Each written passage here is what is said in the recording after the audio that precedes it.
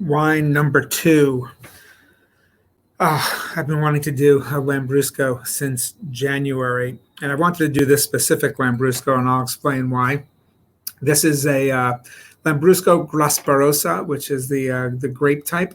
It is a DOP wine, which means that it fits certain classification certification.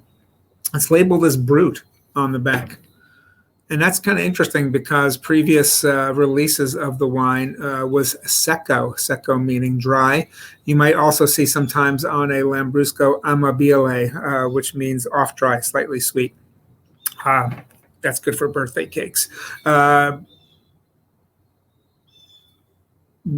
have I wanted to have a Lambrusco?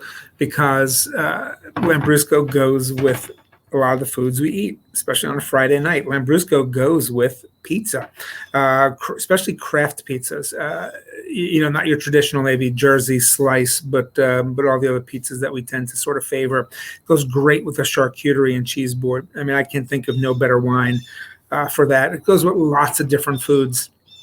The very first wine video I ever did was 8-9 years ago with Dan Richer, when he was then owner of Arturo's, and I brought along a few wines that paired well with that osteria style food that he now has gotten to be especially famous for at Razza in Jersey City. And great pizzas, charcuterie, cheeses, breads, things of that nature. I mean, just salads. This is to me Northern Italian bistro wine, if you will. It is not a sparkling wine that happens to be red. It's a red wine that happens to sparkle. So it's got fruit, beautiful effervescence, and earthiness to it that goes with lots of different kinds of food. So this was the Lambrusco that I brought along, and I just loved that Lambrusco at the time. And a few weeks later, I met the person who was then importing the wine. And told him, said, hey, it just so happens that 2 of the wines that I put in this video were yours that he was pouring that day. He forwarded the information to the different wineries. And then at a portfolio tasting 6 months later, I walked in the room, and there's a table in the back corner from Modena, Opera02.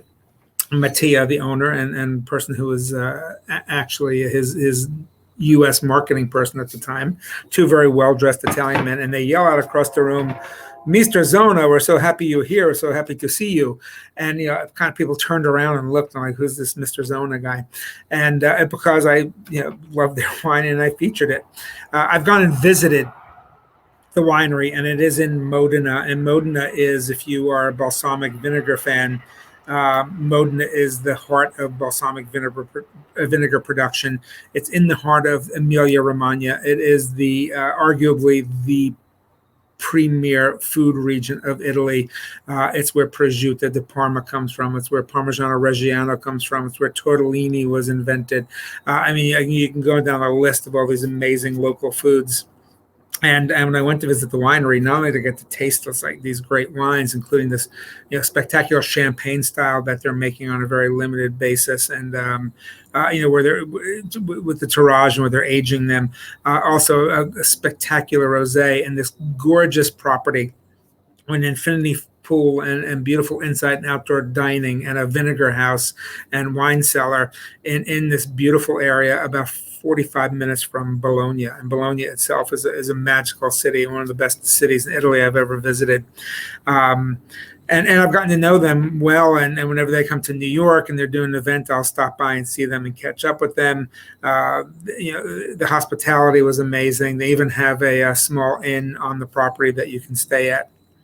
But my best story about the winery was some local folks from Maplewood. Their daughter was studying in Bologna, and she was about to have her 21st birthday, so they went over to see her, and they said, "Where's a good place for us to that we don't need to drive? That's pretty close to Bologna." And I said, "You can take a train and walk a short distance to get to this winery." And so I reached out to them and said, these folks, these friends of ours are coming, and they treated them spectacularly well, but as they would treat any of their guests. That's really what happens there.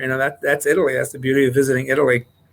Everybody is welcomed into the house, and they wrote back and just said what what an amazing way to celebrate their daughter's time in Italy and 21st birthday. I reminded them that to tell her to make sure to properly discard of her fake ID that she'd been using up to that point, and it just is a wine that I wanted to have, and with all the other issues out there with with supply chain and what have you, this Brut style was not in the Secco was not in the U.S. market. Just came in again a couple of weeks ago, and I grabbed it. So now imported by Core Wine Imports. Hoping to get him on as a guest. He lives in Glen Ridge and has a really fantastic portfolio.